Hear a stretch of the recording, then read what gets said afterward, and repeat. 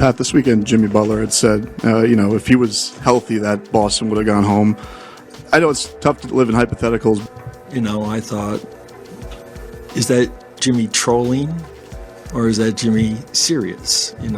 If you're not on the court playing against Boston or on the court playing against the New York Knicks, you should keep your mouth shut. Today I saw the Golden State Warriors trending along with Jimmy Butler's name in connection with them and some other teams. I start doing Google searches, and now there's all these rumors I see with Butler apparently wanting to leave Miami or other teams being interested in him even if he doesn't want to leave. I wouldn't be surprised if he ends up staying, and I got a clip from Caron Butler, who is the assistant coach of Miami, that may back that up. But let's say that there's some truth in all of this and Butler could be on the move. I read an article from Bleacher Report that stated somebody from The Athletic by the name of Sam Amick had reported that the Warriors are interested in Butler. Again, let's say that there's some truth in this. Jimmy Butler right now is making about $48 million a year on his salary. The Golden State Warriors, on the other hand, got some huge contracts on their roster. When we look at Steph Curry this year, he's coming in at $55 million approximately. Andrew Wiggins at $26, Draymond Green 24. Everyone else on their roster, though, relative to the NBA, is at a reasonable price. And so if the Warriors are making any move to land a star like Butler, I'm assuming Wiggins will be involved in all of these trades.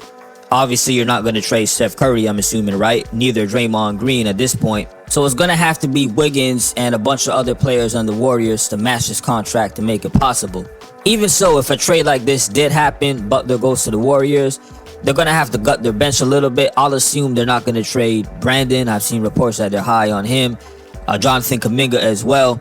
Now you have a team where you have Steph Curry, Jimmy Butler. That's really your two stars. Everybody else is just kind of a role player at best if you're lucky. That's not going to be enough to really move the needle and win.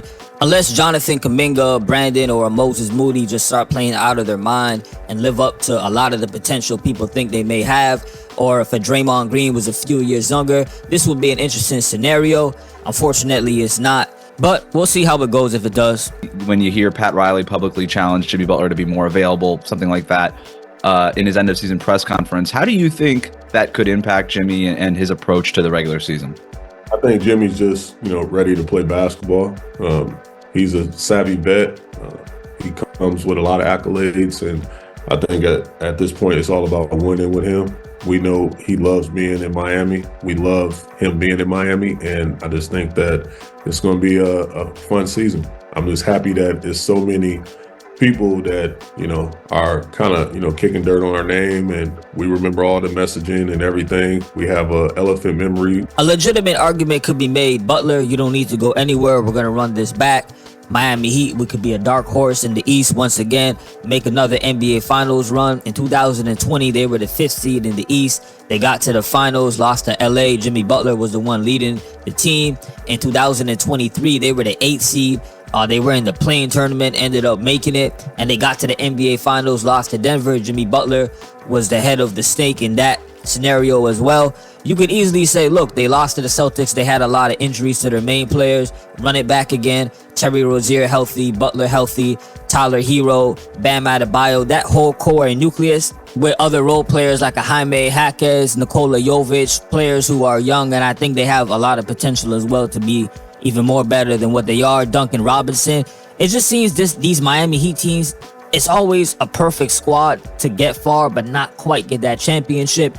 If I'm Pat Riley, keep Butler at all costs and try to add another star player. Terry Rozier was a good pickup, but I feel like they need one more really 25, 24 point per game kind of score, because the defensive end is never the Heat's problem. It's always the offense where it goes into droughts. It may look stagnant. The half court, they're not really scoring as much. If Tyler Hero could step up and be that 24, 25 point per game scorer, let Butler be more of a second option on offense strictly, and then a Bam Adebayo, that could work. But if they don't have that, they're going to maybe have to give up a little bit of defense to get a flat-out guy who could just score the basketball, in my opinion. Well, first and foremost, Perk, healthy or not, it wasn't going to be no sweep, dog. You know better than that. Don't do that. Don't do that. Hold on, UD. Don't do that. I rock with them goons from Dade County, but let me explain something to you. No Jimmy Butler, no Terry Rozier. Damn it, Celtics, you got to get your lick back. And in order to get your lick back, you supposed to sweep them people. I hear you, but no Jimmy Butler, no Terry Rozier, but all heart. Never underestimate the heart of a champion player. You know how that go. I mean, never underestimate the heart of a champion, dog. The only champion over there, man, is Eric Spoelstra right now because you retired. Keep in mind, in the Eastern Conference, you got the Boston Celtics and New York Knicks. If they look as great as they do on paper, a cut above everyone else. When it comes to those two teams, again, if Knicks do what they do, I don't see Miami beating them in a playoff series. And the other team in the East, I give them more than a fair chance to do their thing. This also gets into the other reports that Jimmy Butler wants to go to Brooklyn Nets. I don't understand that one at all. Brooklyn was 32-50 last season. They lost to Mikal Bridges to the Knicks. They're really in a whole rebuilding situation, given Butler's personality, how intense he is, how much he wants to win. Being in the NBA Finals twice within the last 5 years, I am a bit skeptical about him wanting to go to Brooklyn. We'll see how much truth there is in that. There was also reports that linked him to wanting to team up with Ben Simmons again. Even that one was a little bit of a head scratcher since when he was in Philly, I think the only person he really got along with and respected was Joel Embiid. What makes me even more skeptical about all of this is Ben Simmons is not what he once was in Philly. See, if he was on Brooklyn Nets, still putting up all-star numbers, looking like a perennial point guard, maybe this would have more validity to it.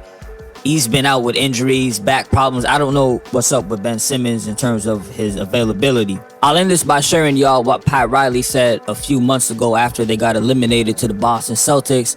He was asked about Jimmy Butler and an extension. He said, "We have to look at making that kind of commitment, and when we do it, we don't have to do it until 2025, actually, but we'll see. We haven't made a decision on it, and we haven't really in earnest discussed it." He went on to say, "That's a big decision on our part to commit those kinds of resources unless you have somebody who's going to be there and available every single night."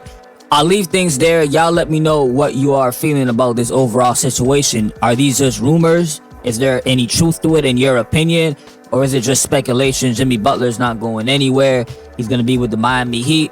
If you do believe that there's a lot of truth and he'll be moved, where do you see him going? The Warriors? The Brooklyn Nets? Is there another team you see him going to? Hit me up in the comment section and let me know. And as always, salute for listening. Peace. If I was playing, Boston would be at home. New York damn sure would be at home. I love Tibbs, but I don't want Tibbs. I love Tibbs. I love you, baby. I want to beat you to a pulp.